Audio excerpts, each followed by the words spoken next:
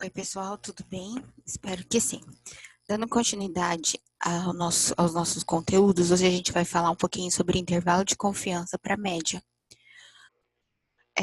Nós vamos falar sobre intervalo de confiança para média com grandes amostras. E não é tão grande assim, são números maiores que 30, tá? O pessoal da turma do terceiro B até já viu isso em sala, foi a nossa última aula, mas o terceiro A não viu, então a gente vai estar dando continuidade, tá bom? Essa é a fórmula para a gente calcular um intervalo de confiança. Existem dois jeitos de a gente apresentar os resultados de uma pesquisa.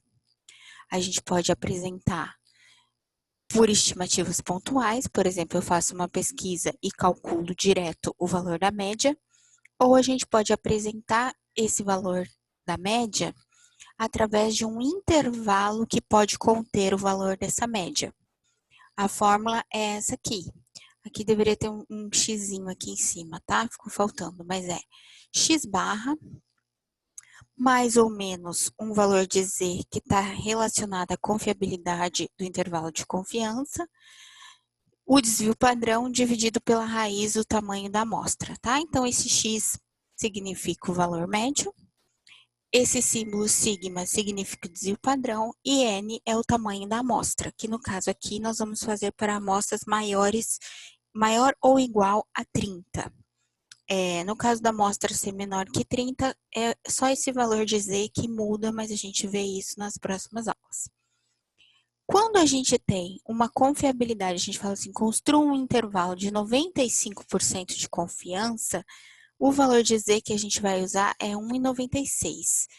Quando o exercício pedir construa um intervalo com 99% de confiança, nós vamos usar 2,58.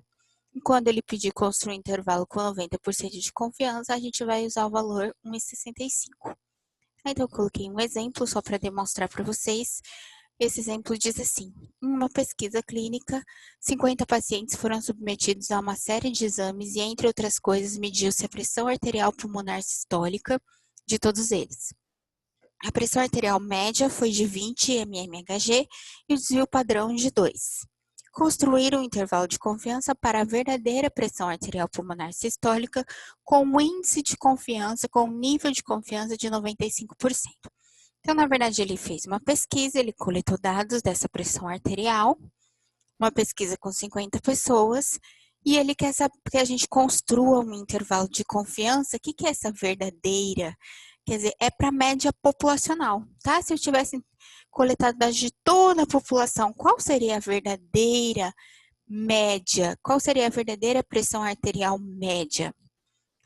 Uma coisa é a gente representar isso em média. A gente já tem aqui, foi 20 mmHg. Outra é a gente apresentar que essa verdadeira média, a média populacional, está entre um intervalo. Então, a fórmula é assim: valor da média, 20. Primeiro, a gente realiza aquela conta usando o sinal de menos, depois o sinal de mais, porque a gente vai achar um intervalo. Primeiro, o valor menor e depois o valor maior do intervalo. O intervalo tem dois números, o menor e o maior. Então, primeiro a gente faz a conta usando menos, depois a gente faz a conta usando mais.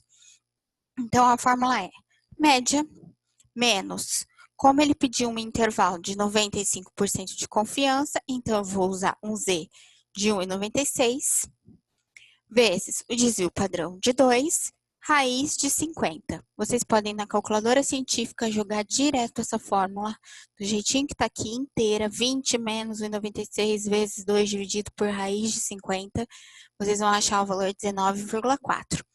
Essa é a primeira parte do intervalo de confiança. E a segunda parte, mesma coisa, média, mais, só que aí nós vamos fazer a conta com mais.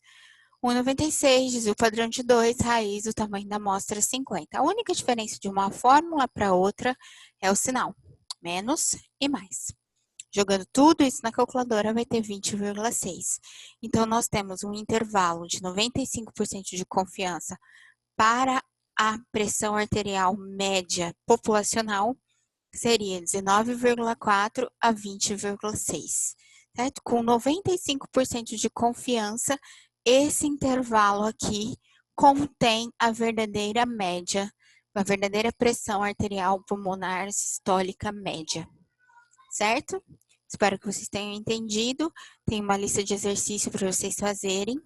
Quando o exercício perde o intervalo de confiança e ele não te dá média e desvio padrão calculados, vocês vão calcular usando direto a calculadora científica. Por isso que nós revisamos isso na aula passada.